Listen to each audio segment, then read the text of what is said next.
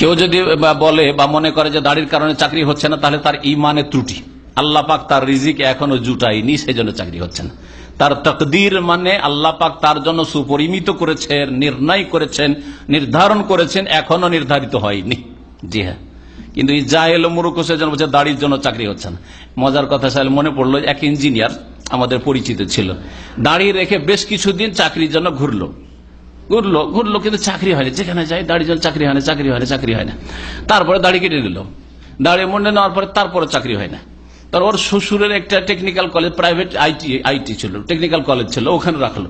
তখন সবাই এলাকার লোক তাকে ঠাট্টা করার মজাক করা শুরু করলো যে এখন যে দাড়িটা কেটেছে তখন তোমার শ্বশুরের আইটিতে চাকরিটা হয়েছে।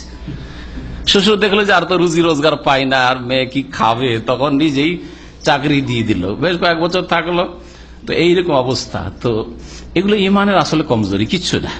আল্লাহ পরীক্ষা করছেন, দেখি এ কি করে দাড়ি নিয়ে, দেখি এর কতটা দাড়ির উপর বিশ্বাস আছে, রসুলের আদর্শের উপর বিশ্বাস আছে। জি, আমাকে খুব আফসোস লাগে যে দাড়ির ক্ষেত্রে তো শিখের আমাদের চাইতে ভালো, অন্য ক্ষেত্রে না। কারণ দাড়ি মরে গেল, দাড়ি কাটবে না। তো দাড়ির ক্ষেত্রে আমি মনে করি যে মুসলিম যেতে ভালো। মুসলিম এতটুকু শিখলো না। আরে যে কোনো জাতির ভালো জিনিসটা শিখতে হয়। ওরা যদি বাতিল ধর্মের উপরে থেকে দাড়িতে এত কট্টর হইতে পারে, তো আমরা হকের উপর থেকে কেন দাড়ি রাখা এত মজবুত হইতে পারবো না? আর এই জন্য আমরা চাকরিতে গেলে দাড়ি মুন্ডে আসো, শিখকে কখনো বলবে না। শিখকে ভারতের আর্মিতে যাচ্ছে, সেনাবাহিনীতে, যে কোনো সেনাবাহিনীতে যাক না কেন, কখনো বলবে তো দাড়ি মুন্ডে এসো, তারপরে তোমাকে সেনাবাহিনীতে নেবো। কিন্তু মুসলিম গেলে বলছে দাড়ি মুন্ডে এসো। কেন? যে তোমাদের বাপদাদারা রাখে না। তো রাখলে ঠিকই রাখতে দিতাম। তো দোষ আসলে সরকারের না, কথা বুঝছেন? দোষ হচ্ছে আমাদের মুসলিমদের। আমরা কেন রাখি না? আমাদের শতকরা 99টাই রাখে না, অথবা 1999টাই রাখে না। তখন বলছে তো কেন রাখবে?